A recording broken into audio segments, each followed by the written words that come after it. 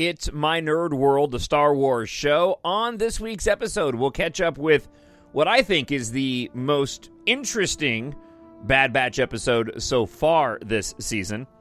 Why is Ant-Man and the Wasp Quantumania being compared to Star Wars? Massive shakeups inside of Disney. What could it mean for the future of the Star Wars franchise? Thank you so much for checking out the show. As always, head on over to mynerdworld.net if you want to support the podcast.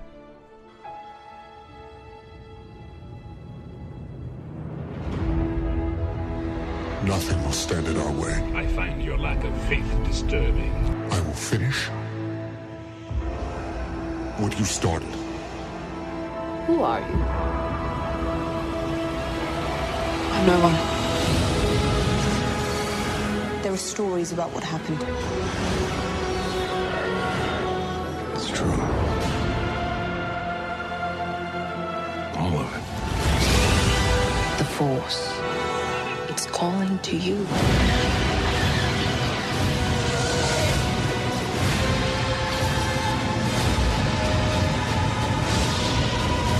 My Nerd World. Just let it in.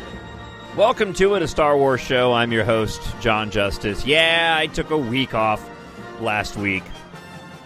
So Depeche Mode has very much entered into the chat in the world of this particular radio and talk show host. And I have been focusing quite a bit on the next Depeche Mode album and the latest single that's been released. And what's interesting as it relates to this podcast is the power of, I don't want to say, well, nostalgia, I guess, is a way to word it, but you know, it's the power of nostalgia. It's the popularity of something within popular culture that became popular at a certain point in time, and how difficult it is for those pieces of entertainment, those pieces of content, to continue to be relevant for years upon years upon years after that initial moment when it became popular.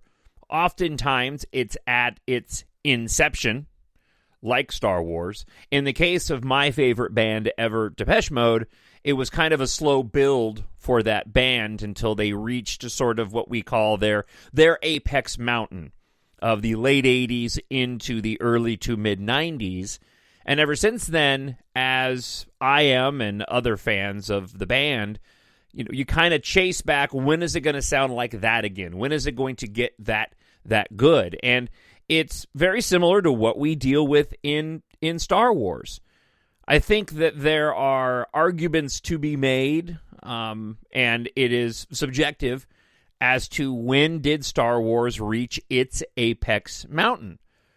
If you go back and look at the original trilogy and the film that people cite most often as being their favorite, The Empire Strikes Back, well, is that the apex mountain for Star Wars? Is that the best it ever got if that is your favorite film?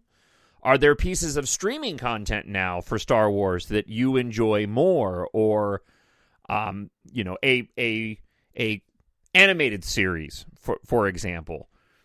Be that as it may, as the fandom goes and judges these pieces of content, you're kind of always chasing and comparing it to those things that came before. And I find that phenomenon incredibly fascinating. Rarely do you see something incredibly, the majority of people find entertaining and incredibly popular within the pop culture, be able to rise upon that moment which made it popular in the first place. It's interesting, as I am sort of going off on a tangent that I wasn't expecting to go on at the start of the show. I'm looking at the headline of the story I want to share with you here in a moment, of Paul Rudd says he can see why critics are comparing the Ant-Man and the Wasp Quantumania to the Star Wars franchise. And my mind kind of went there, and thinking about how this song that was just released by Depeche Mode, myself included, are really enjoying this and saying that this song is some of their best work, or one of the best singles that they've released from that time period that a majority of fans would say was their apex mountain. And for Star Wars, it feels like it's just kind of been even keel for a while. It's had ups and downs, but it still hasn't been able to go back and achieve that peak that it did back in the original trilogy. And that's a testament to Star Wars in its inception and just how groundbreaking it was and how massive at that moment in time it had in its cultural impact on society. There's another facet to this, though. I also believe that it's going to be near impossible for any piece of content. And we'll talk about movies specifically. I think it's going to be impossible for any movie to have the impact that Star Wars did again. And I'm not talking about box office returns. You can look at Titanic, you can look at Avatar, you can look at Avatar: The Way of Water, and adjusting for inflation, or perhaps Marvel, and I'll get to I can put that in the mix here in a moment. Judging for inflation, they obviously made more money than Star Wars did collectively, but I'm talking about its cultural impact on society. Those films by James Cameron, Titanic and Avatar, may make a bunch of money because people are going out and seeing it. But as I've argued, while I'm a big fan of those films, it doesn't really have a cultural impact. You're not seeing kids walking around wearing Avatar t-shirts. You're not seeing people dress up like 10-foot tall, blue cat people, Na'vi, at conventions. People will always display their Star Wars, the Star Wars franchise on their shirts and on their hats and tattoos. That's the cultural impact that Star Wars had. And because the way that entertainment is so segmented now within popular culture, you can have things that are massively popular for a moment in time, but people's attentions are drawn to so many different things at once. It's hard for it to grab an entire culture in one fell swoop, like Star Wars did at its time. And it remains popular to this day because of that cultural impact. It'll be interesting to see as the years move on, what kind of relevancy Star Wars has as, those fathers who took their sons like me, as we all get older, the generations pass, and suddenly now we're well beyond the years of the individuals that went and saw that original Star Wars film. Does it maintain the same cultural impact? It's largely going to depend on the quality of content that Lucasfilm and Disney, while they have ownership, at least for now. I'm not saying it's going anywhere, but I imagine at some point in time Disney will be gobbled up by somebody else or become something else, and somebody else will buy the Star Wars franchise in the same way that they've purchased Marvel. Marvel along the same way, along the same lines. I think you see people wearing their Marvel gear and expressing their affinity for a Marvel character, but that also is because the Marvel characters were embedded into the cultural zeitgeist long before the MCU was even being drawn out or was even being written to become the MCU. People knew who these characters were. Not all of them, but the core characters in the Marvel and DC, franchises, those comic books, those characters were well known. Superman, Batman, Iron Man to a lesser extent, but the Hulk and Spider-Man, those were all parts of the culture. At the same time, when you go back in time to the era and the eras after, right after, those decades right after Star Wars, again, at a time when the culture didn't have nearly as much entertainment in the palm of, certainly didn't have it in the palm of their hands, right, like they do now. I find that whole aspect of it really, really fascinating as it relates to Star Wars and the future content that they work on, and what is going to be the piece of Star Wars content that has the ability to transcend what other pieces of Star Wars content have not yet. I love the sequel trilogy, and I may want to watch the sequel trilogy more than the original trilogy, but I'm not going to sit here and say that the sequel trilogy was better than the original trilogy. You can't compare to that. Nothing compares to that original Star Wars and The Empire Strikes Back. I think Return of the Jedi is questionable, but if you've been listening to my podcast for any length of time, you know my feeling on that. All right, let's get into some content. I just rambled on for almost 10 minutes that I had no intention of going and rambling on about. Let's start off, before I get to this Ant-Man and the Wasp story, I want to just talk briefly about the Bad Batch and this mid-season double feature that we got this week. And I know we didn't have a show last week, so I just really want to focus on one aspect of the most recent episode of the two that we saw this week. I have been very much enjoying the Bad Batch. It is a perfectly fine show. I don't know how else to say that. It's like the Clone Wars, but it's the Bad Batch. I enjoy the episodes every week. It's not really grabbing me. I'm a huge Bad Batch fan. I love Omega, and as I've mentioned often, I would like to see more of Omega, and maybe we will heading into the second part of this season. I do want to focus on one thing, though, and it's interesting because unintentionally, this ties back in to a bit my little off-the-cuff, rant at the start of the show. The last minutes of this most recent episode was fantastic. The moments with... Rarely does animation really strike a chord with me emotionally. The last season, that season 7 of the Clone Wars, and those last 4 episodes, those struck an emotional chord with me. Seeing that perspective of Order 66, seeing the fight between Ahsoka and Darth Maul in the middle of when Order 66 was being carried out, the weight of the Star Destroyer crashing at the end and the clones turning on Ahsoka, and those that had their chips removed or weren't affected by it. Flashing forward at the end of that last episode to Vader showing up on the planet and seeing what had transpired, in his full Vaderness, if you will. That struck an emotional chord for a very specific reason. And this goes back to the Bad Batch. That moment of the Emperor arriving in the Senate chambers, that gave me goosebumps. The episode itself was okay. There wasn't a lot of the Bad Batch until we got to that second episode. You're kind of wondering where this is going. My son Kyle was picking up on it before I was, realizing what's transpiring here and wondering if they were going to take it to its full fruition, if it was going to go all the way to explain, okay, this is the moment, and we got it. This was the moment, spoiler alert, when we essentially had the first major transition from the Clone Wars as being the security force of the Empire to the Stormtrooper, all the way to Emperor Palpatine even stating the time of the Stormtrooper. But having Palpatine coming out from the bottom of the Senate chambers. Now, this is echoing back to the prequels, but this still goes back to the core of the most menacing Palpatine that we've ever had, and that would be the Palpatine at the end of Return of the Jedi.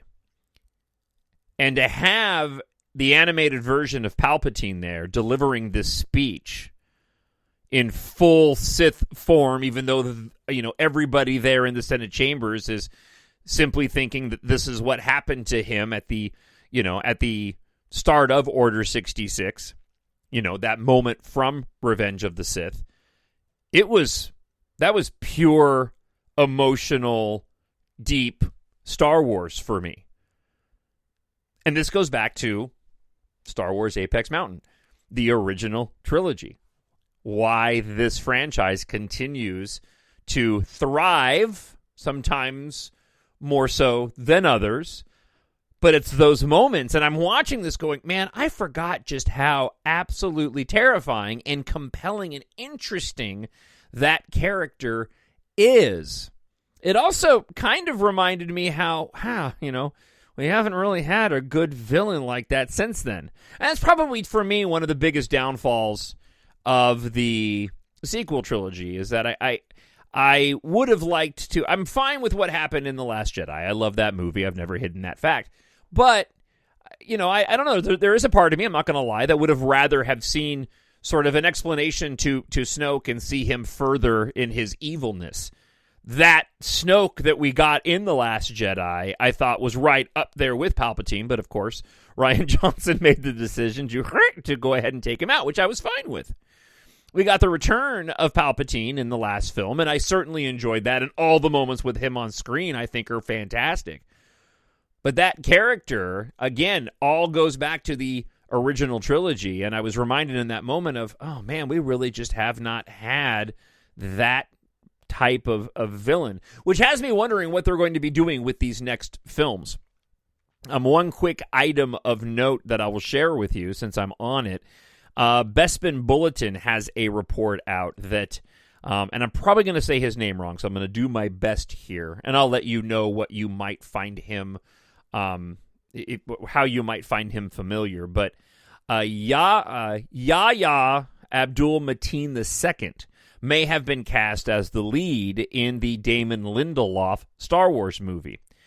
I know him from The Matrix Resurrections.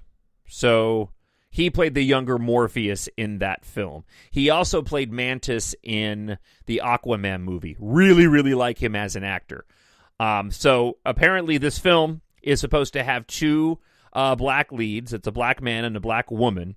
And apparently Damon Lindelof is close with this Yahya Abdul Mateen II.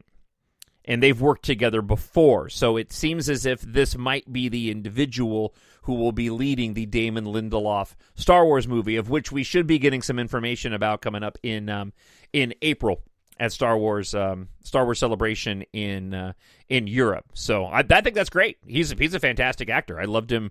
I liked him more in the Matrix film than I did in his character in Aquaman, but I did enjoy his character in Aquaman as well. So, and I imagine we're kind of, I don't want to say we're in the calm before the storm.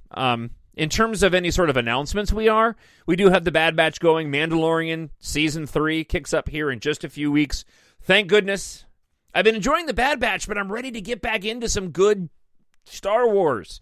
I actually kind of feel disconnected from it a bit. Now, granted, I didn't do the show last week, and I've been focused on my Depeche Mode, but be that as it may, I've been enjoying the Bad Batch, but I just haven't been in that Star Wars sort of place, and seeing a bit of this casting news puts me there. But there's this big question mark that I have in my mind. And that's why I'm wondering with what's happening at Disney right now, how things may change. So before I move on, though, what are your thoughts on the Bad Batch? Did you have the same sort of emotional reaction to that scene with Palpatine at the end of this last episode? What are your expectations for the rest of the season? I know for those that have seen the majority of episodes, they say that a storyline does eventually develop. And I will say too, now that I'm reminded of it, I didn't really do notes for the show today. I kind of just riffing, as if you couldn't tell. But I was also emotionally struck when Echo decided to leave the group. I actually got a little bit teary-eyed. Now, I was already sort of emotionally, my emotions were kind of at the surface on a different level because of that scene with the Emperor. I just thought it was fantastic. It'd been a while since I'd been moved like that. And then to follow it up with Echo deciding he's going to stay behind, and that was it was really touching. I felt for Omega. And again, I love that character. I really hope that we see a lot more of that character, even beyond the Bad Batch. And that's going to be a little bit difficult, seeing we have to figure out where she went during all the events of all the other films. But as always, what do you think? TalkShowNerd@gmail.com. All right, let's switch gears. I want to talk just a little bit before we get to this Ant-Man and the Wasp article about some of the news of what's happening within Disney right now. We are the spark that'll light the fire that'll burn the First Order down.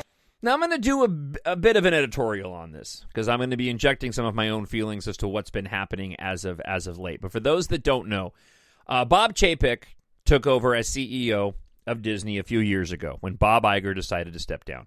Bob Iger was responsible for pretty much all of the Star Wars film franchise that we got on screen and setting up what we've seen thus far from Disney Plus live action and animation. All that stuff was pretty much put in motion when Bob Iger was in there.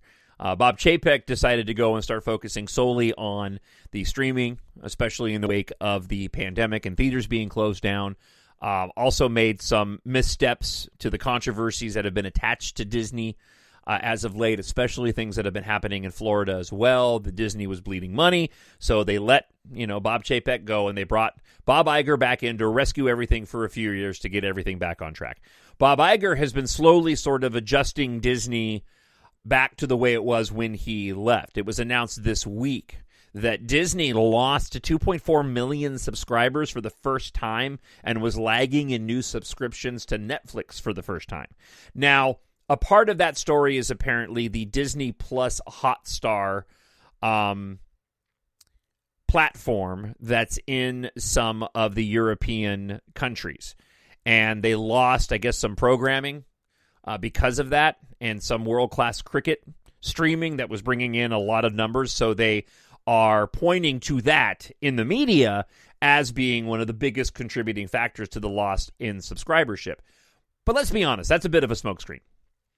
The Disney brand has been tainted. Now, you can agree or disagree as to whether or not it's justified or not. You can agree with what Disney has been doing in terms of their content or disagree. What I don't think you can ignore is that Disney Plus subscribers and families have been very frustrated at the direction of much of the Disney content. And as somebody who covers this stuff on a weekly basis, I can tell you that I know a lot of people have dropped their subscriptions to Disney Plus because they don't like the way that the product has been going. And that's also been shown in the box office returns from some of their projects that they put out as of late. And I imagine that it's also playing a factor into why they've been losing subscribers. Bob Iger also announced they're going to be doing sequels to Zootopia, Toy Story, and Frozen. And it seems as if Bob Iger, at least on the surface, is eager to bring back the quality that was for decades associated with the Disney brand. Right now, in my opinion, and again, there's some subjectivity here, but I think factually, if you look at what's happened with Disney over the course of the past few years, you have to point to a change in the way the content has been created. And I think part of this is, too, not even just as it relates to political correctness, but quality of content. I know a lot of people haven't been all that satisfied with the Marvel streaming shows, and I know a lot of fans are not satisfied and haven't been satisfied with some of the Star Wars stuff, Kenobi specifically. While some people love it, I get it, other people noticed, like myself, it was lacking in its production effort. Mandalorian is still great, and by comparison, so was Andor. Be that as it may, Bob Iger has said in public as much that he wants to see Disney less in the news for things beyond the content that they're creating. Now, what does this mean for Star Wars? That's the big question in my mind. I think that Star Wars still does best, and I think that Disney knows this, and Lucasfilm knows this. It still does best on the big screen. And I'll tie this again back to my opening commentary on the show of Star Wars and its Apex Mountain took place on the big screen. And I know from a fandom perspective, when you listen to the podcast like I do, they've all been just okay. There just hasn't really been a lot of meat on the bone for the fandom to go and chew on. And it's because we've been living in these eras that we know a lot about. Star Wars thrives on speculation. It thrives on mythology, just like the stories do. I expect at the the Star Wars celebration coming up here in April, that we'll get a very clear picture of where Disney and Lucasfilm are planning on taking the Star Wars franchise. And I hopefully and expect to see a game plan as it relates to the big screen, so they can bring some of that magic back. Love or hate the sequel trilogy, as somebody who was podcasting through all of it, I can tell you that there was no shortage of conversation and no shortage of topics and speculation as those movies were being produced. 100-fold from what's going on right now within the fandom. And more than you get with a show like The Mandalorian. Now, perhaps in The Mandalorian Season 3, I know we're building on mythology, the Mandalorian mythology, and this should play into the beginning of the First Order, potentially Snoke. I think that would be a brilliant move to do, because this is what, in my opinion, the fandom needs. It'll be very, very telling what we see at Celebration, what's announced at Celebration, and what we hear coming out of Bob Iger, because he's going to be the person, while he's not going to be at Disney forever, only for a few years to get them back on track, he is going to be the person that is going to set the stage for the, I would say, next 10 years of Disney films. TalkShowNerd at gmail.com. TalkShowNerd at gmail.com. All right, let's wrap up on this before we get to listener feedback this week. Paul Rudd reacted to an Ant-Man and the Wasp Quantumania being compared to the Star Wars franchise. He said, Star Wars is one of the biggest and most important movies of all time, so it's nice to even be mentioned in the same article. Now, what's interesting about this is that Peyton Reed directed Quantumania, and Peyton Reed also did some of the Mandalorian episodes. More specifically, my two favorite episodes, and that would be the episode where they crash land the Razor Crest in Season 2 on the Snow Ice Planet, and the season finale of Season 2. Further into this article, Brandon Davis of comicbook.com describes Quantumania as Marvel's weirdest, zaniest movie to date. Said it was very amusing, and it felt like Marvel's version of a Star Wars film in a good way. Christian Harloff, host of The Big Thing and the Sith Council, said the film blends Star Wars, The Fifth Element, Dune, and Strange World. I hope people like it, said Rudd. It's a big, epic movie, and we're introducing Kang the Conqueror. Such a powerful villain. I can understand the comparisons to an evil empire kind of thing. And there are creatures, and it almost looked like a cantina scene in Star Wars, and good and evil and all of that. I can understand some of those Star Wars comparisons, said Rudd. Star Wars is still one of the biggest and most important movies of all time, so it's nice to be even mentioned in the same sentence, but I would never go so far. And this ties directly into what I was talking about. Star Wars is one of the biggest and most important films of all times. We have big films now, but we don't have, important ones. Films that really change everything. And I wonder if we're going to. We talk about this a lot on my radio show when you see the passing of these icons of pop culture, music and movies. Burt Bacharach, for example, and just, who is the next, Burt Bacharach? I have no idea. Because, as it comes to composers, it's kind of all segmented now. You don't have individuals that are really casting a wide swath of work on all kinds of different elements of pop culture anymore, because you get so segmented, because there are so many segments of pop culture now. So I'm really looking forward to seeing a Quantumania. I've enjoyed all the Ant-Man films. I've been a little disappointed with this phase. Oh, not a little. I've been a lot disappointed with this phase of the Marvel MCU. This film seems like a return to the Marvel that I've enjoyed in the other phases. And comparisons to Star Wars, I will always take those. I need someone to show me my place in all this. All right, just a couple of emails from from a few episodes. Well, from the last episode, which was a couple of weeks ago. JCVal93 writes, on the subject of David Lynch, talked about him potentially directing Return of the Jedi. He wanted the film to have a more dark tone and apparently didn't buy the stone-throwing teddy bears as a concept. And I've heard that in an early version of the script, Luke at the end of the film would have turned to the dark side, even donning Vader's mask. Perhaps this is what Lynch would have preferred. Of course, Lynch would go on to direct the 1984 version of Dune, which I must say, viewing now, I don't think was as bad as the critics of its time made it out to be. I've tried to watch that a few times. I've never been able to get through the whole thing. But JCVal93, as always, thank you for the feedback. Friend of the show, Miranda Alicia, says, it's astonishing to me that journalists like to continue to bring up questions that they know are going to start an internet dumpster firestorm where it's not needed.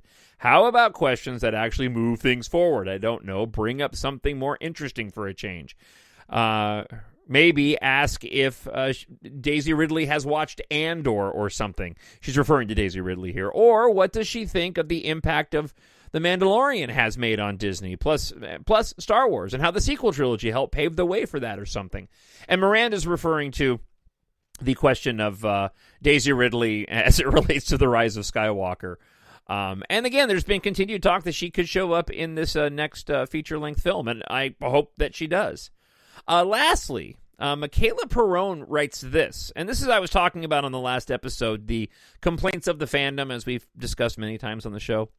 Do you imagine Episode 6 released during the social age? Right? And that's my point.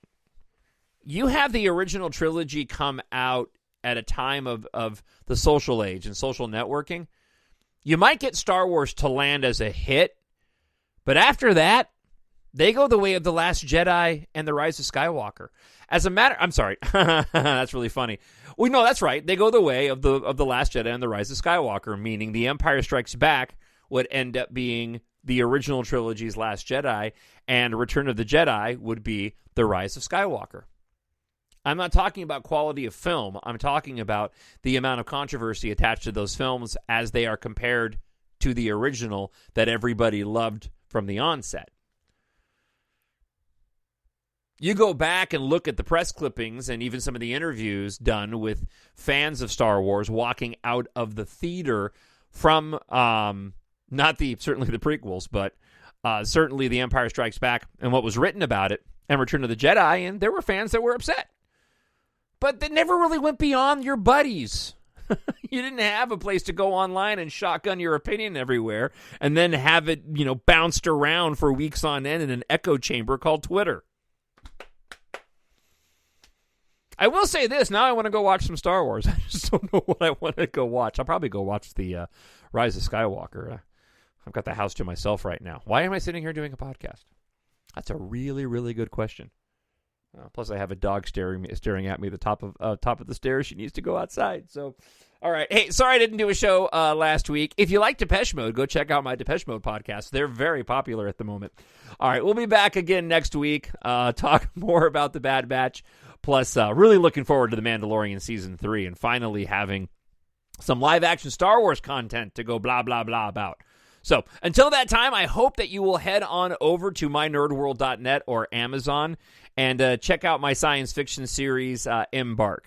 Treat yourself, a friend, or a family member with sci-fi. Written for adults, but great for ages 11 years old and older. EMBARK, books 1 through 7. All available now in all formats, ebook, hardcover, paperback, and audiobook, including Battle Planet Book 7. Battle Planet Book 7, the audiobook is done. It's available right now on Audible or Amazon.com. Head on over and get it today and help support this show. And if you haven't picked up the books yet, what are you waiting for? Follow a ragtag squadron of pilots on a journey of survival as they fight for their future among the stars. Why would you not want to read that? Thanks for checking out the show this week. I appreciate it. Looking forward to hearing from you, and we'll talk to you again next week. I hope wherever you are happy, you are healthy, and you are safe. Bye. The Force will be with you, always. My Nerd World.